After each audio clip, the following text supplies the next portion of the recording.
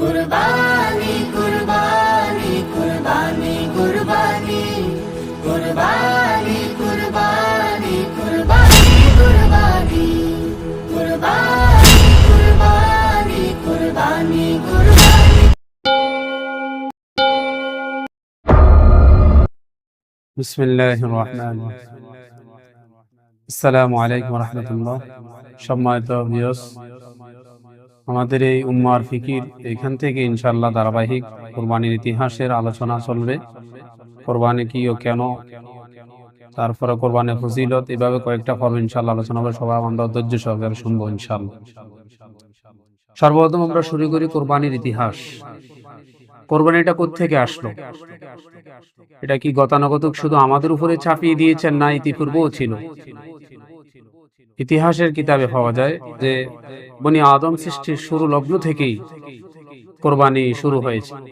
আদম আলাইহিস সালাতু ওয়াস সালামকে সৃষ্টির পর থেকেই পৃথিবীতে হালাল প্রাণী জবাই হতো। কিন্তু উল্লেখযোগ্যের ভিতরে আদমের দুই সন্তান হাবিল কাবিলের যে সূচনা কোরআনের ভাষায় আমরা পাই, অতলু আলাইহিম নাবা বনাই আদম বিল হক ইয কররাবা কুরবানান ফাতুকব্বিলা মিন আহাদিহিমা ওয়া লাম ইউতাকাব্বাল মিনাল আখার।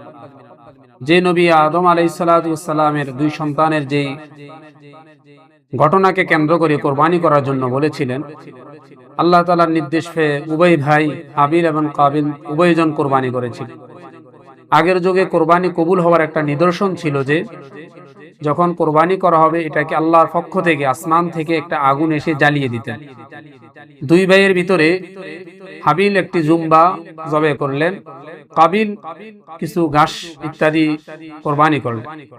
আল্লাহর পক্ষ থেকে হাবিলের কোরবানিটাকে কবুল করা হয়েছে। আর হাবিলের এই কোরবানির জবু সেটাকেই আল্লাহ তাআলা পরবর্তীতে ইসমাঈল আলাইহিস সালাতু ওয়াস সালামের স্থলাভিষিক্ত করেছিলেন। সেজন্য আমরা ইতিহাসের কিতাবে কোরআন হাদিসের আলোকে আমরা দেখতে পাই শুরু থেকেই আদম আলাইহিস সালাতু ওয়াস সালামের সেই জমানা থেকেই কোরবানি শুরু হয়েছে। যেমন নির্দেশ দেওয়া হয়েছে কররাবা কুরবানান, তখন আল্লাহ তাআলার পক্ষ থেকে আল্লাহ তাআলা যখন ইব্রাহিম আলাইহিস সালাতু ওয়াস সালামের যে সন্তান ইসমাঈলকে যে কোরবানির নির্দেশ দিয়েছিলেন, এটি গতানুগতিক নয়। ইতিপূর্বে আদম আলাইহিস সালাতু ওয়াস সালামকেও কোরবানি দেওয়ার নির্দেশ দিয়েছিলেন তার সন্তানদেরকে। আল্লাহ তাআলা সেই কোরবানিকে কবুল করেছেন। এরই ধারাবাহিকতায় পর্যায়ক্রমে যখন আমাদের নবী মুহাম্মদ মুস্তাফা সাল্লাল্লাহু আলাইহি সাল্লাম কে নির্দেশ দিয়েছিল, ফাসাল্লি লিরাব্বিকা ওয়ানহার, হে নবী আপনি আপনার প্রভুর নামে কোরবানি করুন, আপনার প্রভুর নামে নামাজ পড়ুন এবং কোরবানি করুন। কোরবানিটা ইতিহাসের ভিতরে পাওয়া যায় যে নবী ইব্রাহিম আলাইহিস সালাতু ওয়াস সালামের বয়স যখন 120 বছর হয়, তখন আল্লাহ পাক রব্বুল আলামিনের দরবারে দোয়া করলেন, রব্বি হাবলি মিনাস সালিহিন, ওগো আল্লাহ আপনি আমাকে একটা নক সন্তান দান করেন। আল্লাহ তাআলা নবী ইব্রাহিম আলাইহিস সালাতু ওয়াস সালামের দোয়াকে কবুল করলেন। আল্লাহ তাআলা বলেন, ফাবাশশারনাহু বিগুলামিন হালিম, হ্যাঁ ইব্রাহিম আমি তোমাকে ধৈর্যশীল একটি সন্তানের সুসংবাদ দিলাম। আল্লাহ তাআলার পরীক্ষা নবী ইব্রাহিমকে যুগে যুগে সমস্ত নবীদেরকে পরীক্ষা করেছেন, কিন্তু ইব্রাহিম আলাইহিস সালাম আল্লাহ তাআলার খলিল ছিলেন, বেশি প্রিয় ছিলেন। এই কারণে আল্লাহ তাআলা ইব্রাহিম আলাইহিস সালাতু ওয়াস সালাম থেকে বিশদ পরীক্ষা নিলেন। প্রত্যেকটা পরীক্ষায় 100% নম্বর পেয়ে উত্তীর্ণ হয়েছে। তারই ধারাবাহিকতা একটি পরীক্ষা ছিল, নবী ইব্রাহিম আলাইহিস সালাতু ওয়াস সালামকে স্বপ্নে দেখালেন 8 জিলহজে, হে ইব্রাহিম তুমি তোমার উল্লেখযোগ্য জিনিসটাকে, তোমার পছন্দের বিষয় বস্তুটাকে আল্লাহর রাহে কোরবানি করো। ইব্রাহিম আলাইহিস সালাম মনে করলো ওট। তখন তিনি স্বপ্ন দেখে পরের দিন 80টি 70টি এইভাবে ওট কোরবানি করলেন। দ্বিতীয় দিনে একই স্বপ্ন 9 তারিখে, দ্বিতীয় দিনও সেই 70টি ওট কোরবানি করলেন। তৃতীয় দিনে যখন একই স্বপ্ন দেখলেন, তখন বলল, ইব্রাহিম তোমার প্রিয় বস্তুটাকে কোরবানি করো। তখন আল্লাহ তাআলার নির্দেশ পেয়ে ইব্রাহিম আলাইহিস সালাতু ওয়াস সালাম ইসমাঈলকে কোরবানি করার জন্য আদেশ করলেন।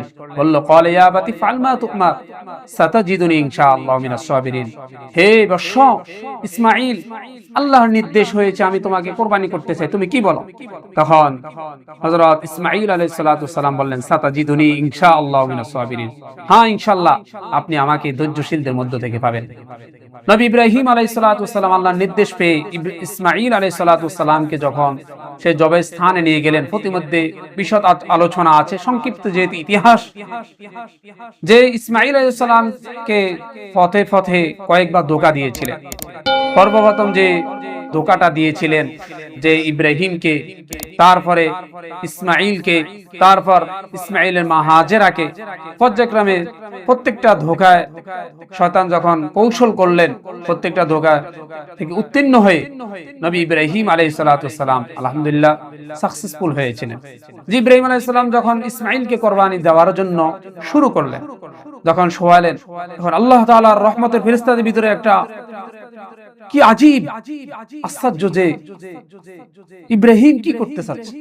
তখন আল্লাহ তাআলার পক্ষ থেকে, আল্লাহর পরীক্ষা, আল্লাহ তাআলার পক্ষ থেকে ইসমাঈলকে যখন এভাবে জবে করার জন্য প্রস্তুতি নিলেন, ইসমাঈলকে জবে করতেছে কিন্তু ছুরি চলতেছে না।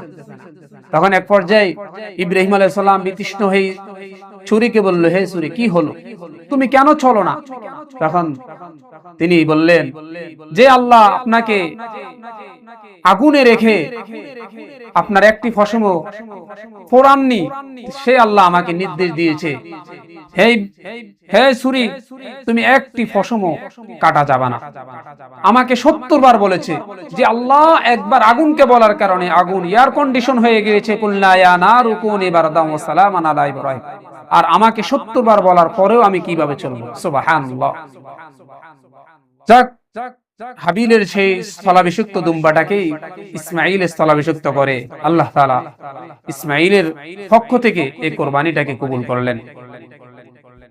সম্মানিত বিভাগ, এইভাবেই কোরবানির ইতিহাস, যে এই কোরবানিটা বিকুরবানিন তাকুলহুন নার, যে পূর্ববর্তী ইতিহাসের ভিতরে আমরা পাইলাম যে কোরবানি কবুল হবার জন্য মাধ্যম ছিল আগুন এসে এটাকে জ্বালিয়ে দিতে, আর কোরবান থেকে এটা আল্লাহ তাআলা নৈকট্য অর্জন করার সবচেয়ে বড় একটি মাধ্যম হলো কোরবান। সেজন্য আমি প্রত্যেক আমার এই উম্মার ফিকির জিনারা দেখেন, প্রত্যেকের কাছে আকুল আবেদন থাকবে, যাদের সামর্থ্য আছে আমরা প্রত্যেকে কোরবানি করব। কোরবানির গোশত ইতিপূর্বে অন্য নবীদের জন্য হালাল ছিল না। সুন্দর একটা ইতিহাস এবং হাদিসে আছে, নবীজি সাল্লাল্লাহু আলাইহি সাল্লাম বলেন, উহিল্লাত লিয়াল গানাইম, উহিল্লাত লিয়াল গানাইম, যে তোমাদের জন্য গনিমতের জিনিসকে হালাল করা হয়েছে। যেমন অন্য ধর্মে অন্যান্য নবীদের জন্য গনিমতের মাল হালাল ছিল না, কিন্তু এই উম্মতে মুহাম্মাদের জন্য দুটা জিনিস হালাল করেছেন, একটি হলো গনিমতের মাল আর একটি হলো কোরবানির গোশত। আল্লাহ তাআলা আমাদেরকে যে সুন্দর একটি জিনিস দিয়েছেন, আল্লাহ নিজেই বলেছেন, কুল ইন্না সলাতি ওয়া নুসুকি ওয়া মাহইয়ায়া ওয়া মামাতি লিল্লাহি রাব্বিল আলামিন। অন্যত্র আল্লাহ তাআলা বলেন, লা ইয়ানালাল্লাহু লুহুমুহা ওয়ালা দিমাউহা ওয়ালাকিন ইয়ানালুত তাকওয়া মিনকুম, যে আমি তোমাদের থেকে রক্ত মাংস চাই না, আমি চাই তোমাদের অন্তর। তাহলে বোঝা গেছে রক্ত মাংসটা আল্লাহর জন্য নয়, এটা আমাদেরকে আল্লাহ তাআলা দিচ্ছেন।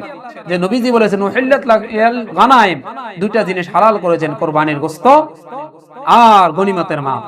অন্য ধর্মে এটা হালাল ছিল না, অন্য ধর্মে কোরবানি কবুল হওয়ার জন্য, কবুল হয়েছে এটা বুঝার জন্য আগুন এসে গ্রাস করে নিয়ে যেতেন। আর আমাদেরটাকে আল্লাহ তাআলা এত সহজ করে দিয়েছেন উম্মতে মুহাম্মদী হওয়ার কারণে, মুহাম্মদ সাল্লাল্লাহু আলাইহি সাল্লামের উম্মত হওয়ার কারণে। সেজন্য সকলকে উদারত আহ্বান, সংক্ষিপ্ত ইতিহাস থেকে, ইতিহাস আলোচনা করলে দীর্ঘ 40-50 মিনিট বলা যাবে, সংক্ষিপ্ত এই ইতিহাস থেকে আমরা শিক্ষা অর্জন করব। এই কোরবানিটা হযরত আদম থেকেই শুরু। এই কোরবানি আমরা বর্তমানে যেটা করি, এটা হলো হযরত ইব্রাহিম আলাইহিস সালাম আর ইসমাঈল আলাইহিস সালামের স্মারক। এটা স্মরণ স্মৃতি হিসাবে আজীবন কিয়ামত পর্যন্ত আল্লাহ তাআলা উম্মতে মুহাম্মাদীর জন্য পছন্দ করেছেন। এটাকে আমরা প্রত্যেকে আমরা ধারণ করব। আমা আলাইনা ইল্লাল্লাহ।